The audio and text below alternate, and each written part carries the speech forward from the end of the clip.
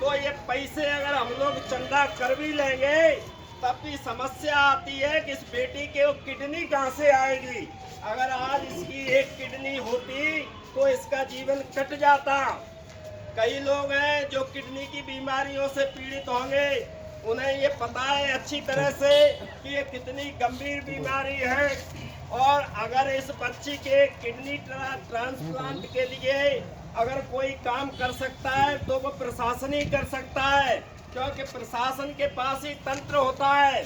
मुख्यमंत्री, स्वास्थ्य मंत्री और माननीय कलेक्टर साहब, इन सब के पास वो तंत्र होता है कि जो सभी हॉस्पिटल जुड़े रहते हैं। अगर कोई बंदा एक्सीडेंट में या नॉर्मल किसी की मृत्यु होती है तो वो उसकी किडनी हमें उसकी इच्छा से मिल सकती है, और इसमें हमारी मदद एक प्रशासन ही कर सकता है, क्योंकि हम लोग नहीं कर सकते। एक ऑटो चलाने वाला, इसका बाप बेचारा, वो क्या करेगा।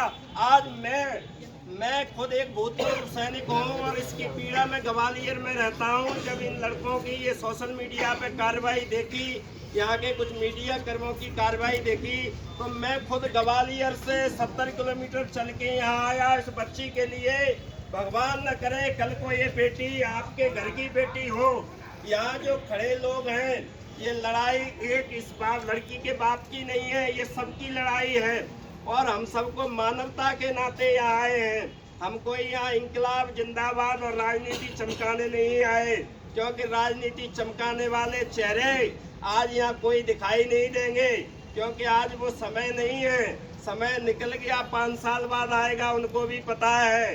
इस बेटी की जान बचाने से उनको वोट नहीं मिलने वाले साथियों। लेकिन एक बात याद रखना, अगर इस बेटी की जान बच गई और जिसने भी इस बेटी के पीछे चलते हुए आज इंकलाब और जिंदाबाद बोला है, मैं कहता हूं कि उसको 100 भागवती यज्ञों का फल मिलेगा, कोई रोक नहीं सकता। 100 राम नाम के बराबर है इस बेटी के लिए एक इंकलाब बोलना, इस बेटी के लिए एक इंकलाब बोलना 100 राम नाम के बराबर है। ये बात उन लोगों को समझ में नहीं आएगी जो एसीओ की हवा खाते हैं। जिनके घर की बेटी बीमार हो जाए वो 1 करोड़ खर्च कर देंगे, क्योंकि खजाने में भरा पड़ा है और हमारा पैसा। बड़ा कष्ट होता है, बड़ा दुख होता है जिन लोगों को हम वोट दे देते हैं और फिर ठगा सा महसूस करते हैं, असहज महसूस करते हैं, क्यों हमने इन्हें जिता के पहुंचा दिया। आज बेटी रुचि भदौरिया के लिए उनके पास न समय है, न उनके पास वक्त है, न इसकी मदद के लिए पैसा है। ये लड़ाई हम सभी आम गरीब आदमियों को लड़नी होगी, मानवता के नाते लड़नी होगी, इंसानियत के नाते लड़नी होगी, परमार्थ के नाते लड़नी होगी। अरे हम भागवतों में, यज्ञों में जाके हजारों के झंडों में बैठते हैं, क्या हम इस बेटी की जान बचाने के लिए 100-200 की तादाद में आज नहीं बैठ सकते? बैठना चाहिए, क्योंकि रोटी से बड़ा कोई धर्म नहीं होता। आज समस्या रोटी और बेटी की लड़ाई है, आज ये लड़ाई रोटी और बेटी की लड़ाई है। अरे इतिहास भरा पड़ा बेटियों के लिए, हमने जाने दे दी है। इतिहास साक्षी है, बेटियों के आड़ करके आतंकवादियों ने हमारे जवानों को मार दिया था। हमारे जवानों ने गोलियां नहीं चलाई उन बेटियों को देखते हुए। ऐसे कई ऑपरेशनों में मैं रहा हूँ।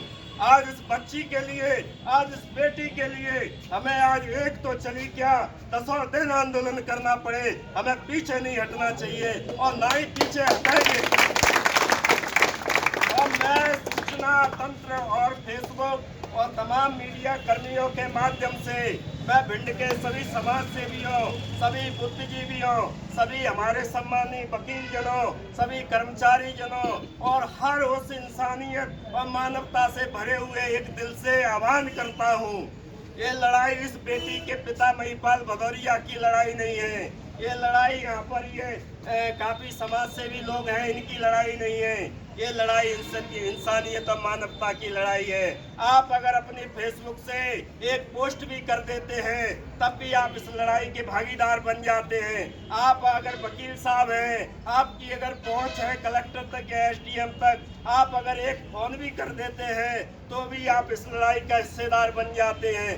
जहाँ जिसकी पहुँच है, जो किसी विधायक के पास है, जो किसी नेता के पास है, वो अपने विधायक पे फोन करे, वो अपने पार्षद पे फोन करे, वो नगर पालिका अध्यक्ष पे फोन करे। और ये लड़ाई जनता की आम लड़ाई बन जानी चाहिए और मुझे पूरा विश्वास है बनेगी। ये चंबल की धरती वीरों की भूमि कही जाती है। आज इस बेटी के लिए कष्ट होता है। कहाँ गए वो वीर, कहाँ गए वो बड़े बड़े सिरमौर, अपने आप को धुरंधर समझने वाले लोग। और मैं फिर भी आज कहता हूँ अभी कुछ नहीं है। आज आइए आप सभी लोग, क्योंकि इस बच्ची की अगर जान बच जाएगी तो मैं ये वादा करता हूँ ईश्वर कभी भी आपकी अकाल मृत्यु का शिकार होने नहीं देगा। और मैं इन्हीं सब शब्दों के साथ को अपनी बात को विराम देता हूं और साथ ही यहाँ आए हुए सभी समाज सेवियों का आभार प्रकट करता हूं, क्योंकि इस पिताजी के पास तो दुख में भरे हुए वो शब्द भी नहीं है, इतने बोलने की क्षमता भी नहीं है। मैं उस परिवार की तरफ से आप सबका, मैं उस परिवार को जानता भी नहीं हूँ आपको बता दूं, लेकिन फिर भी मैं उस परिवार की तरफ से आए हुए सभी लोगों का आभार प्रकट करता हूँ और ये उम्मीद